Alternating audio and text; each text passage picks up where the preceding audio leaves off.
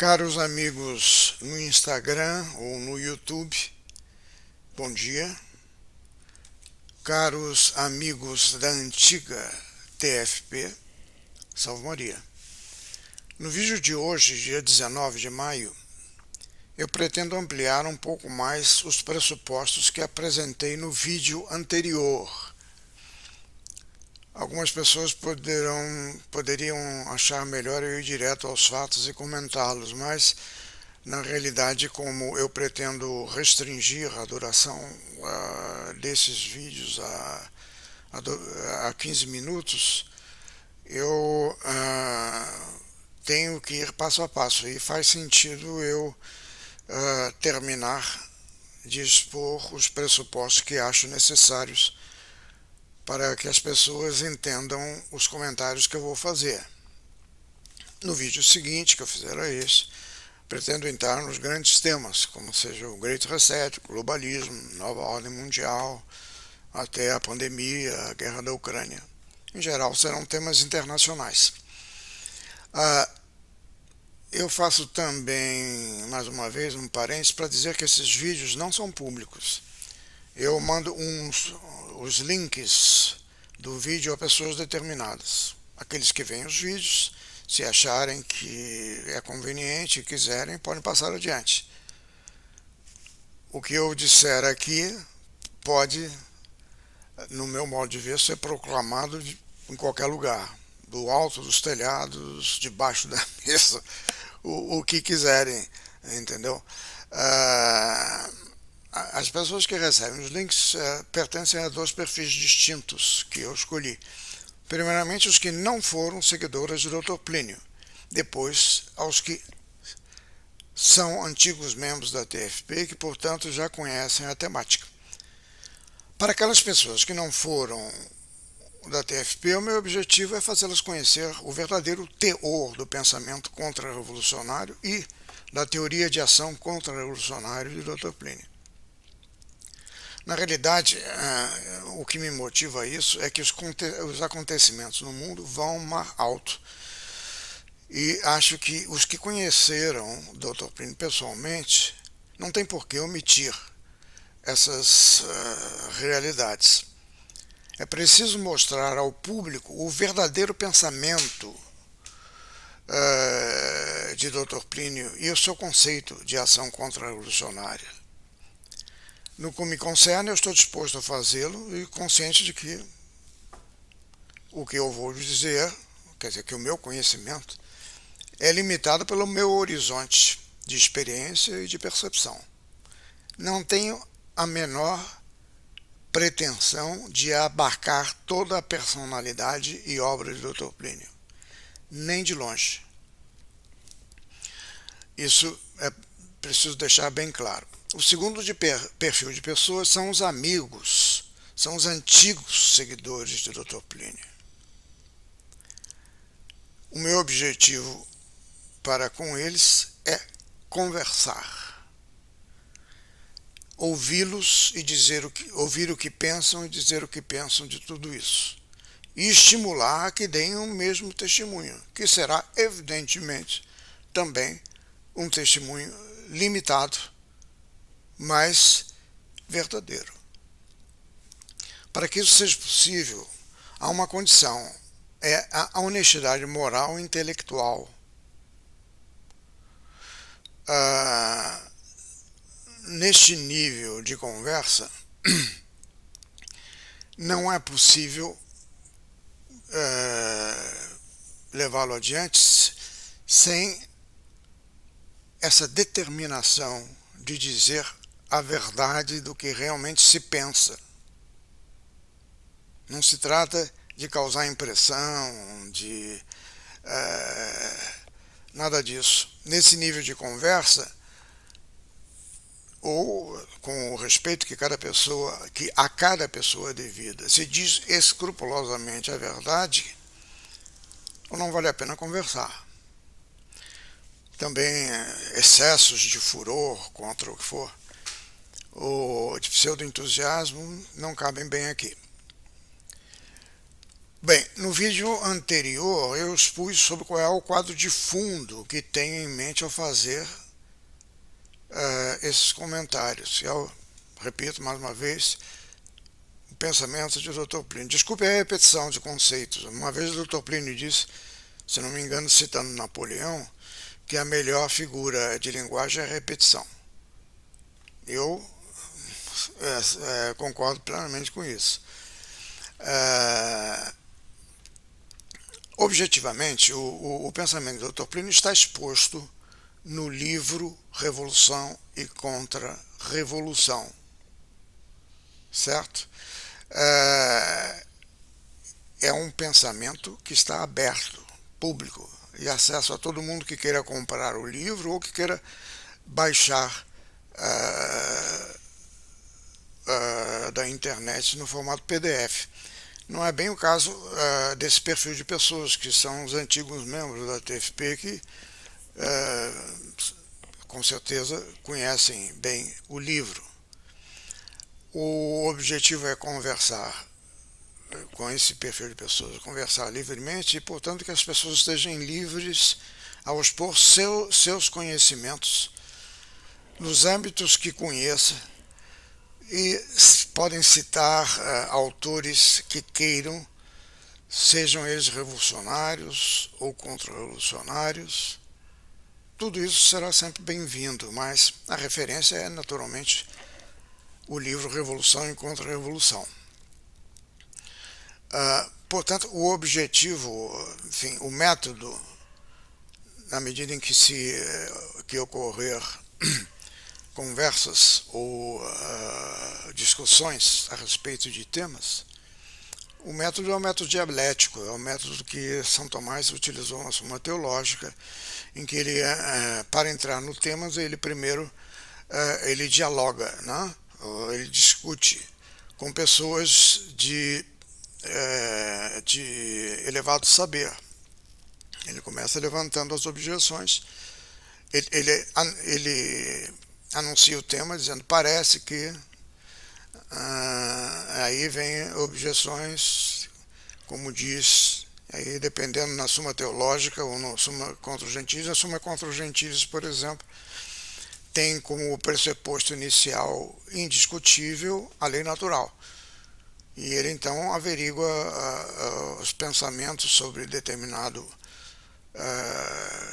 tema, o pensamento de santos, de escritores famosos, mesmo de Aristóteles. Aristóteles, por mais que seja um filósofo super reconhecido, era panteísta. Ele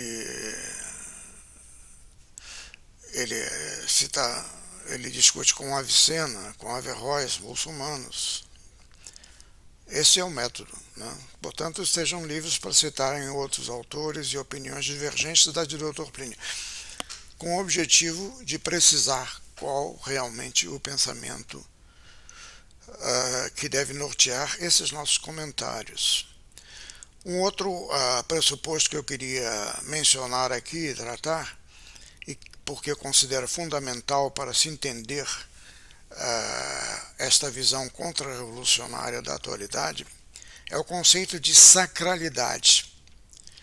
Mas, muito especificamente, a sacralidade enquanto uma qualidade, por sinal, a mais importante qualidade da ordem do universo, e mais até, da ordem do ser, né? E especificamente, porque nós vamos tratar justamente da evolução histórica da vida em sociedade, mais especificamente a sacralidade da ordem temporal.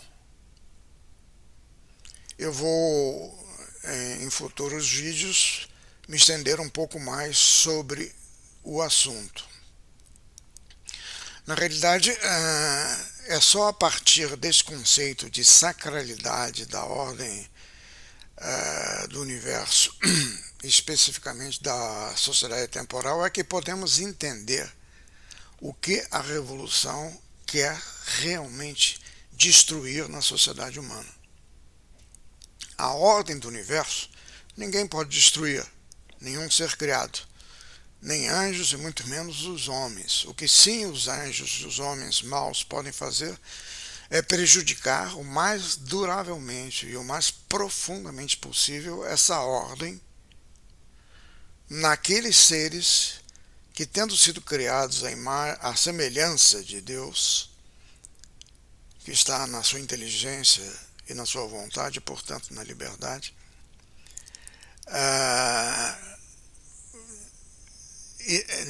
nesses seres as forças do mal, demônios, homens maus, podem interferir profundamente.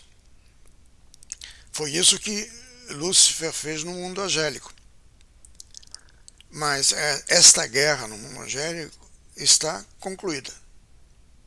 Ela se desenvolve agora nas almas dos homens, nas sociedades humanas e na história da humanidade. No mundo ocidental e cristão, essa luta ganhou em radicalidade a partir do surgimento da Revolução, lá pelos fins da Idade Média, e, como reação a ela, a Contra-Revolução. É, portanto, uma luta, como eu já disse e repito aqui, psicológica, na alma dos homens, nas sociedades, mas que tem consequências, sobretudo, na vida da sociedade temporal. As forças revolucionárias vão manipulando as tendências humanas, as ideias, as escolas de filosofia e vão mudando as instituições, e é assim que a revolução vai avançando. É disso que se trata, e eu, quando começar a comentar os fatos que hoje ocorrem de importância, eu vou abordá-los sobre este ponto de vista. É assim que se dá o processo revolucionário. A serpente, que é um símbolo do demônio e de seus seguidores humanos, os seus asseclas, a serpente quer isso. O resto, poder político, poder econômico ou militar, são meros instrumentos nessa luta. Esses âmbitos seguem regras específicas de um jogo. O jogo político, o jogo financeiro, econômico, o jogo militar, que queiram, nas artes. Mas esses jogos são meros episódios em diversos âmbitos da guerra total a que me refiro. Não é? Veja, só para citar um exemplo que talvez deixe mais claro essa noção de jogo e guerra. Nós temos ouvido falar por setores, sobretudo militares, por exemplo, o general Heleno, que eu admiro muito, mas ele cita muito que é preciso atuar sempre dentro das 4 linhas. Muito bem, é preciso atuar dentro das 4 linhas, mas aí estamos no jogo, não estamos na guerra. Certo? Então, veja, eu não estou aqui para jogar. Creio que a maior parte dos senhores, de vocês, senhores, senhoras, todo mundo, também estão interessados pela guerra, a luta, revolução, ou da contra-revolução, contra a revolução. Isso é que interessa. E esse jogo político, ou o que seja, jogo, eu me afiguro como sendo, por exemplo, um jogo de xadrez. Um jogo de xadrez, a gente vence o adversário, derrubando o rei, e começa um outro jogo. Não aconteceu nada de essencial. Mas imagine um jogo de xadrez em que ao meu lado estão minha mãe, minha esposa, meus entes queridos, e se o meu adversário no jogo me derrotar, ele vai assassinar todos esses meus entes queridos. A partir desse momento não é mais jogo, é guerra. Não existem 4 linhas. Se eu estou na guerra, não existem essas 4 linhas. Mesmo que o meu adversário, o que não é o caso atualmente, respeite as regras do jogo. Eu não vou permitir. E seria imoral de minha parte eu entrar num jogo desse aceitando essa condição.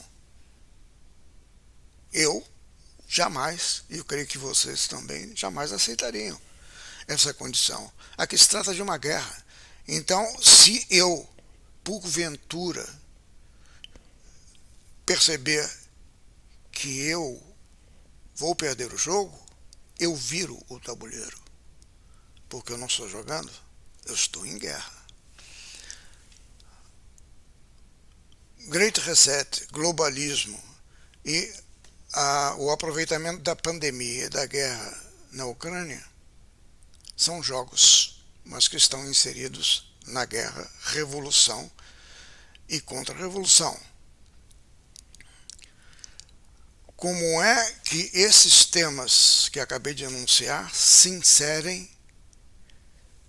encaixam no processo revolucionário? Isso é o que me interessa, certo? E aqui não se trata de dar um palpite ou de torcer como se torce num jogo de futebol. Não é jogo, é guerra, não há torcida. A determinação de lutar e a luta. Assim, sempre que eu falar sobre esses jogos e seus episódios, eu vou fazê-lo me remetindo sempre à guerra contra-revolucionária. Os passos objetivos do jogo podem ser todos eles legais, mas eles estão sendo aproveitados enquanto um elemento de guerra. Ninguém precisa ver, ou como se diz hoje em dia, ler os fatos e as situações exatamente como eu vou lê-las e percebê-las.